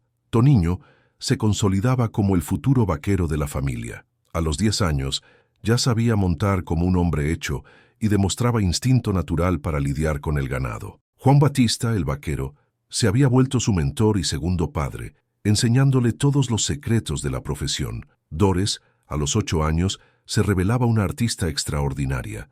Sebastián había contratado una profesora de dibujo y pintura que venía de Caruaru 2 veces por semana. Las paredes de la casa grande se transformaron en una galería permanente de sus obras que impresionaban a cualquier visitante. Doña Eulalia había decidido fijar residencia permanente en la hacienda, transformando uno de los cuartos del ala norte en su espacio personal. Su presencia trajo refinamiento y tradición a la casa, mientras su experiencia ayudaba a Toniña en las tareas administrativas. En abril llegó una noticia que llenó a la familia de alegría. Toniña estaba embarazada nuevamente. El segundo embarazo fue más tranquilo que el primero, con doña Eulalia asumiendo muchos de los cuidados de Juan Batista para que la nuera pudiera descansar adecuadamente. Esta vez serán gemelas, anunció Dores una mañana, con la certeza natural de sus visiones. 2 niñas bonitas como flores. ¿Cómo puedes tener tanta certeza?, preguntó Toniña sonriendo. La abuela Quilombola apareció en mi sueño. Dijo que las niñas van a traer mucha suerte para nuestra familia. Sebastián ya había aprendido a confiar en las intuiciones de la hija adoptiva. Comenzó inmediatamente a preparar 2 cunas y a reformar un cuarto adicional en el ala de los niños. El verano trajo cambios políticos importantes para el país. Las discusiones sobre la abolición de la esclavitud se intensificaban y Sebastián acompañaba los debates con interés creciente. Aunque ya había liberado a sus esclavos años antes, se sentía orgulloso de haber anticipado una transformación que consideraba inevitable y justa. La esclavitud es una vergüenza nacional, comentó con Coronel Macedo durante una visita. Brasil necesita modernizarse. Siempre fuiste más progresista que nosotros, Sebastián, pero reconozco que tenías razón. En diciembre, las gemelas nacieron exactamente como Dores había previsto. Ana y Benedita, nombres escogidos en homenaje a Santa Ana y a la partera Quilombola, que se había vuelto amiga de la familia, vinieron al mundo en una mañana soleada, una después de la otra, con apenas 15 minutos de diferencia. El parto fue asistido nuevamente por Madre Benedita, que llegó la víspera con su sabiduría ancestral y sus hierbas curativas. Doña Eulalia también ayudó, creando una atmósfera de apoyo femenino que tranquilizó a Toniña durante todo el proceso. Sebastián sostuvo a las 2 hijas en los brazos simultáneamente, emocionado con la perfección de los pequeños seres que había ayudado a crear. Juan Batista, ahora con 1 año y medio, observaba todo con curiosidad, sin comprender completamente que sus hermanitas habían llegado para quedarse. «Nuestra familia está completa», murmuró Toniña, exhausta pero radiante. «Está perfecta», concordó Sebastián besando delicadamente la frente de la esposa. Las celebraciones del nacimiento de las gemelas se extendieron por una semana. Vecinos, amigos y trabajadores de la hacienda desfilaron por la casa grande para conocer a las recién nacidas y felicitar a los padres. Dores creó dibujos especiales para cada visitante, retratando ángeles protectores que ella decía rondar la cuna de las hermanitas. Chico regresó de Recife para las vacaciones de fin de año y quedó encantado con las hermanas. A los 15 años, ya demostraba la madurez de un hombre joven, ayudando en los cuidados de los niños y mostrándose un hermano mayor ejemplar. «Papá», dijo él en una conversación a solas con Sebastián, «quiero agradecer por todo lo que hizo por nuestra familia». «No necesitas agradecerme, hijo». «Sí, necesito. Nos salvaste, y más que eso, nos amaste como si fuéramos tus hijos de sangre. Son mis hijos de corazón, que es más fuerte que cualquier sangre». La conversación selló definitivamente el vínculo entre ellos. Chico prometió honrar el nombre Tavares de Melo cuando concluyera los estudios y asumiera responsabilidades en la administración de la hacienda. Toniño también crecía en responsabilidad. A los 11 años ya ayudaba efectivamente en los trabajos del campo, demostrando liderazgo natural entre los otros jóvenes trabajadores. Sebastián veía en él un futuro administrador, capaz de modernizar aún más las operaciones de la propiedad. Dores continuaba sorprendiendo a todos con sus dones artísticos y sus visiones. Sus pinturas comenzaron a ser conocidas en la región, y algunas familias ricas de Caruaru encargaban retratos y obras religiosas. El dinero ganado era guardado en una cuenta especial para su educación futura. La Navidad de 1886 fue la más feliz que la hacienda Santo Antonio había experimentado jamás. La casa grande hervía con 6 niños, incluyendo las gemelas que ya sonreían y balbuceaban, y 3 generaciones de adultos que habían aprendido a amarse verdaderamente. Sebastián organizó una cena especial, invitando no solo a la familia, sino también a los trabajadores de la hacienda y sus familias. La mesa grande del comedor fue extendida hasta la terraza, creando espacio para todos. «Este año», dijo él al proponer un brindis, «celebramos no solo el nacimiento de Cristo, sino también el nacimiento de una nueva era para nuestra familia. Somos 7 ahora, unidos por el amor y la fe». Doña Eulalia alzó su copa con lágrimas en los ojos. «Gracias por permitirme ser abuela nuevamente», dijo. «Ustedes me devolvieron la razón de vivir». Toniña sostenía a Ana en el regazo, mientras Sebastián mecía a Benedita. Juan Batista jugaba con pequeños juguetes de madera a los pies de los padres. Dores dibujaba en un cuaderno nuevo que había recibido de regalo, y aunque Chico y Toniño estuvieran ausentes físicamente, uno en Recife, otro ayudando en la organización, estaban presentes en espíritu. Cuando llegó la medianoche, todos se reunieron en la capilla de la hacienda para la misa del gallo. El padre Antonio celebró con especial emoción, reconociendo en la familia Tavares de Melo un ejemplo de cómo el amor puede transformar vidas. «Esta familia», dijo él en su homilía, «nos enseña que no existe amor pequeño o grande, apenas amor verdadero. Y el amor verdadero siempre multiplica, nunca divide». Después de la misa, mientras los niños menores dormían y los adultos saboreaban un último café, Sebastián y Toniña caminaron hasta el jardín que Dores había plantado en el primer año de la familia. Las flores habían crecido exuberantes, creando un cantero colorido que perfumaba toda la lateral de la casa. A la luz de la luna llena, el jardín parecía mágico. «¿Recuerdas cuando tu hija dijo que las piedras se iban a volver jardín?», preguntó Sebastián. «Recuerdo. Y ella tenía razón, como siempre. No era solo sobre las flores», reflexionó él, «era sobre nuestros corazones». Toniña se acurrucó en los brazos del marido, observando la casa grande iluminada por las ventanas donde sus hijas dormían tranquilas. «Somos bendecidos», murmuró. «Somos una familia», respondió él, «y esa es la mayor bendición de todas». El año 1887 estaba comenzando, y con él vendrían nuevos desafíos y alegrías. Pero en aquel momento, bajo las estrellas del sertón, Sebastián y Toniña sabían que habían construido algo inquebrantable, un hogar donde el amor crecía cada día, como las flores del jardín de Dores. La profecía de la niña vidente se había cumplido completamente. Las piedras del corazón se transformaron en el más bello jardín que 2 almas heridas podrían cultivar juntas. Marzo de 1888 llegó cargado de cambios que resonarían por todo Brasil. Los vientos de la abolición soplaban más fuerte cada día, y en la hacienda Santo Antonio, Sebastião acompañaba los acontecimientos políticos con la certeza de estar en el lado correcto de la historia. Las gemelas Ana y Benedita, ahora con 2 años, llenaban la casa con sus carcajadas y travesuras. Juan Batista, a los 3 años, se revelaba un niño listo y curioso, siempre detrás de los hermanos mayores, tratando de participar en sus aventuras. Chico, a los 16 años, estaba concluyendo sus estudios en Recife y ya demostraba interés por la política y el derecho. Sus cartas hablaban sobre los debates abolicionistas en la capital y su admiración por los líderes que luchaban por el fin de la esclavitud. Toniño, a los 12 años, se había vuelto indispensable en la administración del ganado. João Batista, el vaquero, decía orgulloso que nunca había visto un muchacho con tanto talento natural para la labor campera. Dores, a los 10 años, continuaba sorprendiendo a todos con sus habilidades artísticas. Sus pinturas de santos populares eran vendidas en la feria de São Sebastião do Cariri y el dinero era guardado para costear sus estudios futuros en una escuela de bellas artes. Pero fue en abril que llegó la noticia que lo cambiaría todo. Doña Eulalia estaba enferma.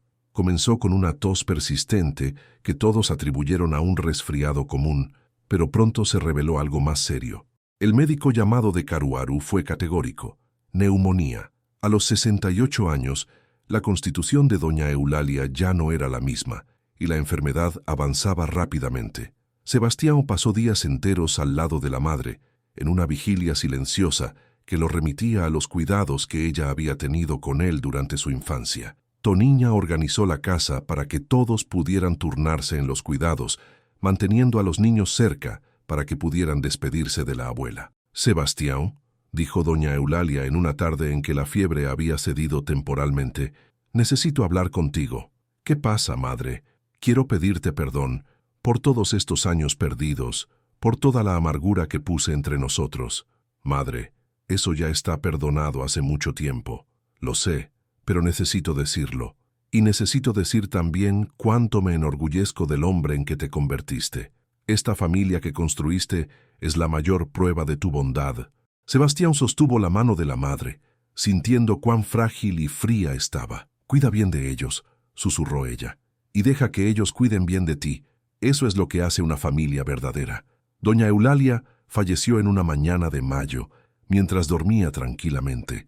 Sebastião estaba a su lado sosteniendo su mano cuando sintió el momento exacto en que ella partió. Una lágrima solitaria corrió por su rostro, no de desesperación, sino de gratitud por haber tenido la oportunidad de reconciliarse con ella. El funeral fue concurrido. Doña Eulalia había conquistado el respeto y el cariño de todos en la región durante los años en que vivió en la hacienda. Chico volvió urgentemente de Recife para participar en la ceremonia, y toda la familia se unió en el dolor y la nostalgia. Dores creó un dibujo especial para colocar en la tumba de la abuela. Una señora sonriente, rodeada por ángeles, con los brazos extendidos protegiendo a una gran familia. Era su forma de expresar que doña Eulalia continuaría cuidando a todos incluso en el cielo. Algunas semanas después del funeral, llegó la noticia que todo el país aguardaba. La ley áurea había sido firmada. La esclavitud estaba oficialmente abolida en todo el territorio nacional. Sebastião reunió a todos los trabajadores de la hacienda en el patio central. Aunque ya fueran libres hacía años, quería marcar oficialmente aquel momento histórico. «Amigos», dijo él, «hoy es un día que entrará en la historia. Nuestro país finalmente reconoció que todos los hombres nacen iguales en dignidad y derechos». Damião, ahora con cabellos completamente blancos pero aún fuerte, habló en nombre de todos. «Coronel, usted nos liberó mucho antes de la ley. Pero hoy siento que mi país finalmente me reconoce como ciudadano». «Ustedes siempre fueron ciudadanos aquí», respondió Sebastião, «y siempre serán parte de esta familia». La celebración que siguió fue espontánea y emocionante. Música, danza y mucha alegría se apoderaron de la hacienda. Era el fin oficial de una era de vergüenza nacional y el inicio de una nueva esperanza. Aquella noche, Sebastião y Toniña conversaron sobre el futuro. Con 6 hijos para criar y educar, tenían por delante el desafío de prepararlos para un Brasil que estaba cambiando rápidamente. Chico ya habla de estudiar Derecho para ayudar en la construcción de leyes más justas, comentó Toniña. Y Toniño será uno de los hacendados de la nueva generación, que tratará a sus trabajadores como socios, no como propiedad. Dores esparcirá belleza por el mundo, con su arte. Y las pequeñas, bueno, ellas crecerán en un país donde ser mujer no significará tener menos derechos. Juan Batista será el símbolo de esta nueva era, añadió Toniña, mirando al hijo que dormía tranquilamente en la cuna. Un niño nacido libre, educado en el amor y el respeto. Sebastián abrazó a la esposa, sintiendo una gratitud profunda por todo lo que habían construido juntos. ¿Sabes cuál es la mayor victoria?, dijo él. ¿Cuál? No es solo que nuestros hijos nacieron libres. Es que nosotros también nos liberamos. Tú de la pobreza y el miedo, yo de la amargura y la soledad. Y ahora vamos a criar a estos niños para que sean aún más libres que nosotros, libres del prejuicio, del odio, de la codicia, libres para amar sin medidas. Un llanto de bebé interrumpió la conversación. Era Ana, una de las gemelas, llamando por atención. Sebastián se levantó para buscarla y pronto Benedita también despertó, como siempre sucedía. Con una gemela en cada brazo, Sebastián volvió junto a Toniña, que acomodó a Juan Batista entre ellos en la cama. Allí estaban, los 5 miembros más nuevos de una familia que había nacido del encuentro improbable entre 2 corazones heridos. ¿Recuerdas el primer día en que nos conocimos?, preguntó Toniña. Dores me ofreció un dibujo y dijo que yo tenía alma lastimada y que los santos podían curar. No fueron los santos los que me curaron, dijo él, besando delicadamente la frente de la esposa. Fue el amor, tu amor, el amor de estos niños. Allá afuera, la noche sertaneja extendía su manto estrellado sobre la hacienda Santo Antonio. Dentro de la casa grande, una familia dormía en paz, protegida por el amor que había crecido entre ellos como las flores del jardín de Dores. La prueba final había sido superada.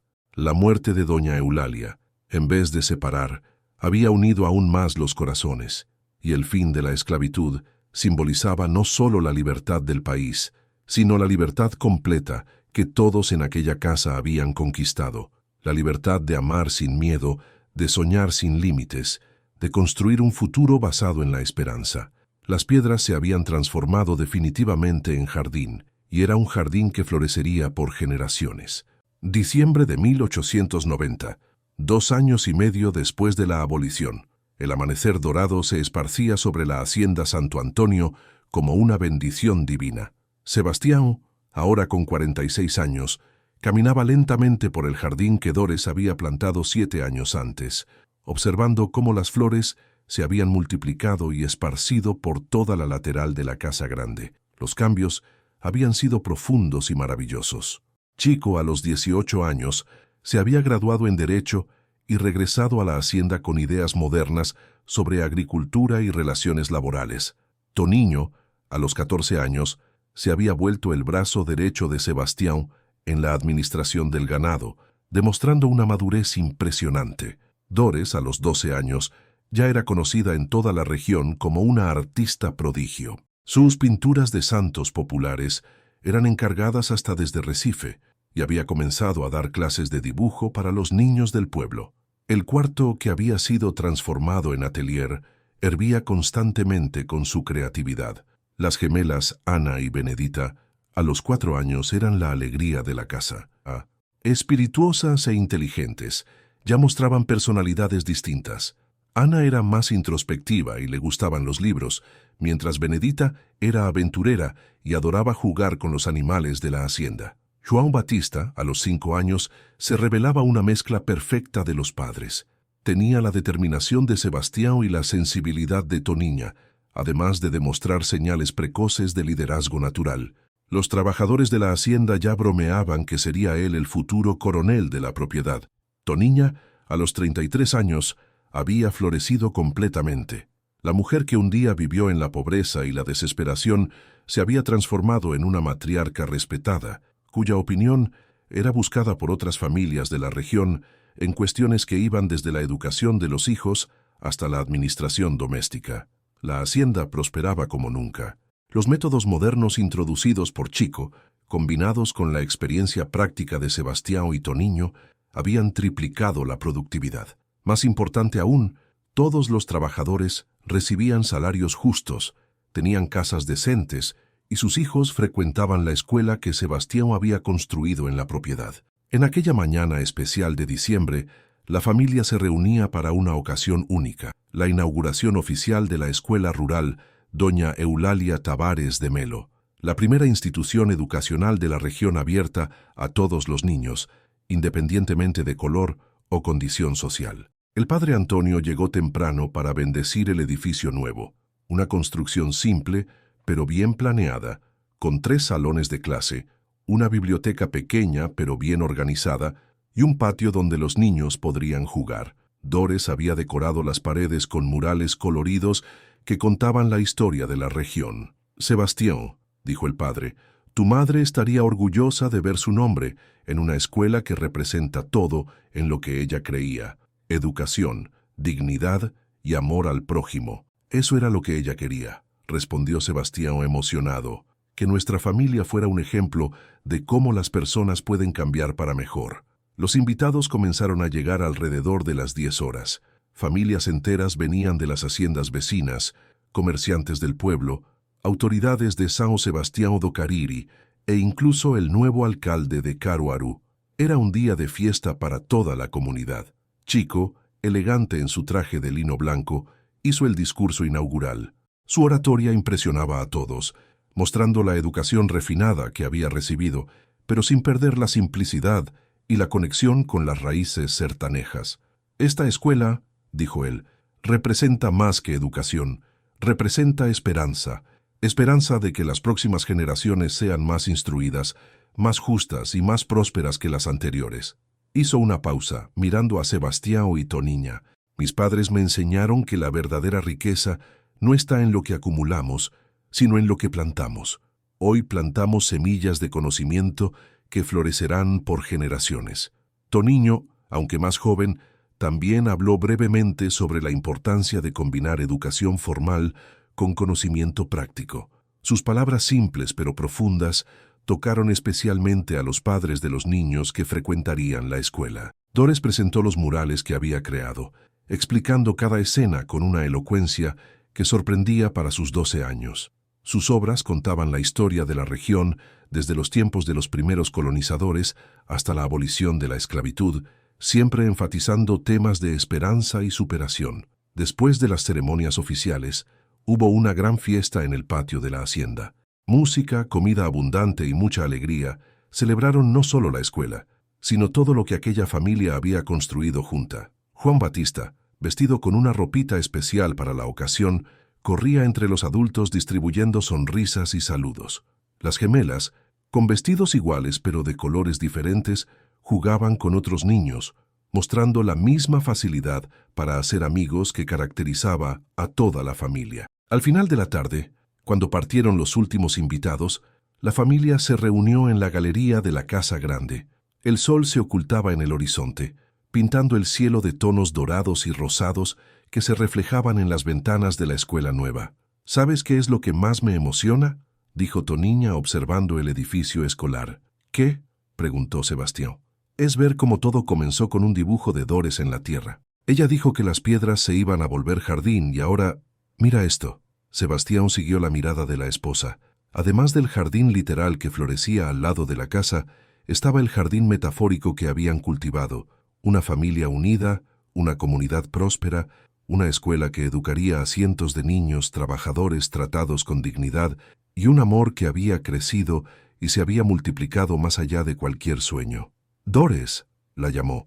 «Ven acá, mi artista». La niña se acercó, los ojos brillando con la felicidad del día.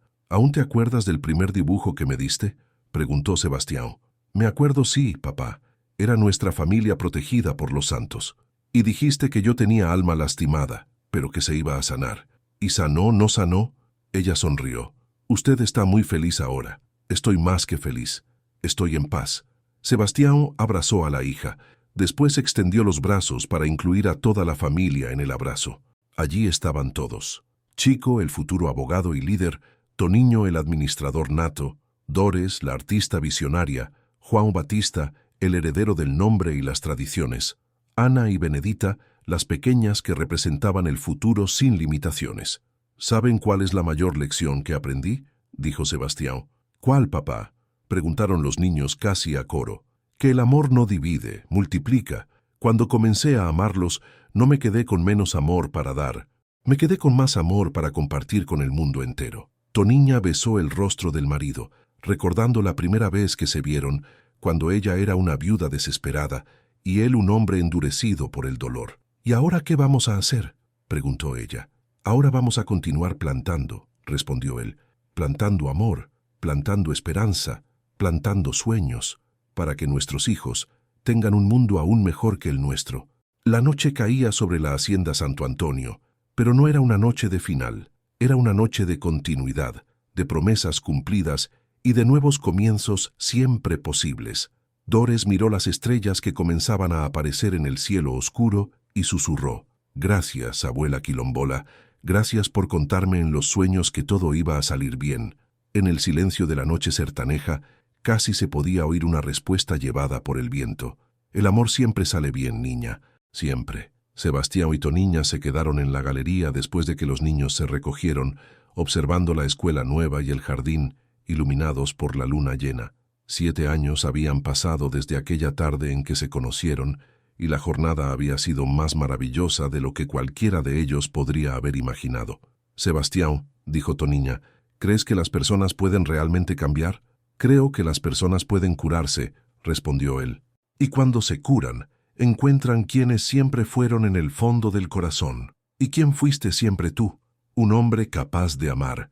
Solo necesitaba una familia para enseñarme cómo». Se besaron bajo las estrellas, el mismo beso suave y lleno de promesas de la primera fiesta de San Juan, pero ahora enriquecido por años de complicidad, desafíos superados y alegrías compartidas. La hacienda Santo Antonio durmió en paz aquella noche, protegida por el amor de una familia que había probado que los milagros suceden cuando corazones heridos se encuentran y deciden curarse juntos. El jardín que Dores había plantado continuaría creciendo por las generaciones futuras, esparciendo belleza, perfume y la eterna lección de que, no importa cuán duras sean las piedras del corazón, el amor siempre encuentra una forma de transformarlas en flores.